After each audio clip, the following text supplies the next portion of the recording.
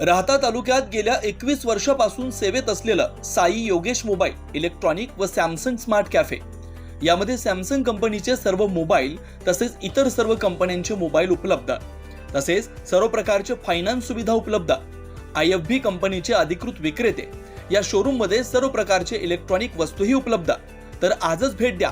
आमचा पत्ता श्री छत्रपती कॉम्प्लेक्स राहता, मोबाईल नंबर 9762752222 9142 240 240।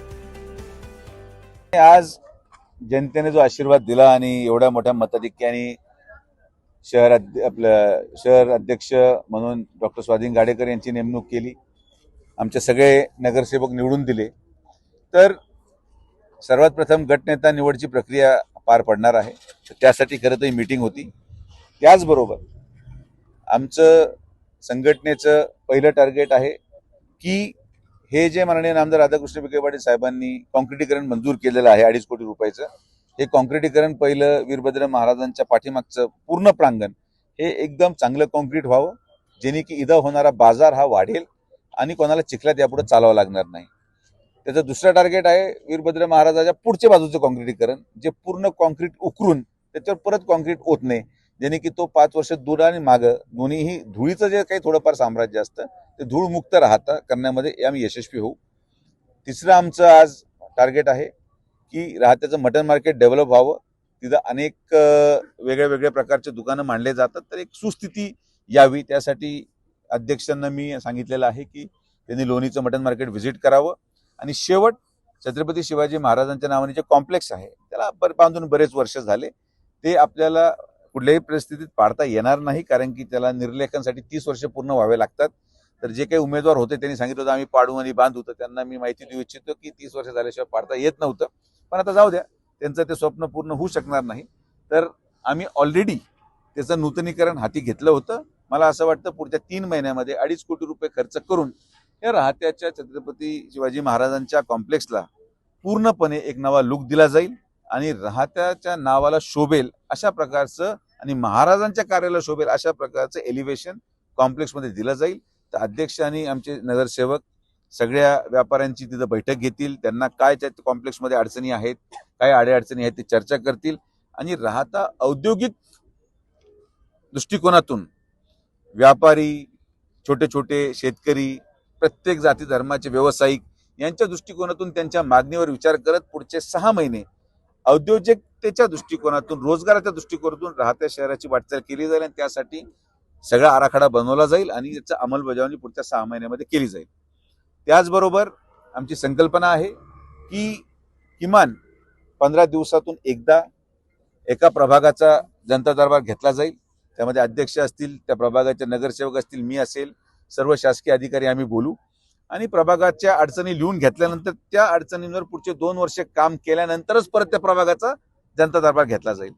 तर जनतेला थेट संवाद होणं आवश्यक आहे, जनतेचा आणि अध्यक्षांचाही थेट संवाद होणं आवश्यक आहे, जनतेचा नगरसेवकाचाही थेट संवाद होणं आवश्यक आहे आणि माझा आणि जनतेचा थेट संवाद होणं आवश्यक आहे। या दृष्टिकोनातून 15 ते पुढच्या माझ्या मते 6 महिन्यामध्ये जेव्हा हे निवडणुका संपतील, जिल्हा परिषद, पंचायत समिती, प्रत्येक प्रभागाचा एक जनता दरबार घेतला जाणार आहे आणि त्या जनता दरबारमध्ये प्रत्येक नागरिकांनी यावं, त्याच्या समस्या मांडाव्यात आणि पुढच्या वर्षामध्ये 2 वर्षामध्ये पुढच्या विधानसभेला जाण्यापूर्वी त्या सगळ्या समस्या सोडवल्यानंतरच आमचे सगळे नगरसेवक आणि नगराध्यक्ष मतं मागायला जातील, अशा प्रकारचा आराखडा आम्ही तयार करणार आहोत। जनतेने जो विश्वास दिलेला आहे, जनतेने जो मताधिक्य दिलेला आहे, असं कुठल्याही मतदाराला वाटू नये की आमच्या मताचा अपमान झाला। अशा प्रकारचं काम आम्ही सगळे मिळून माननीय नामदार राधाकृष्ण विखे पाटील साहेबांच्या नेतृत्वाखाली करू।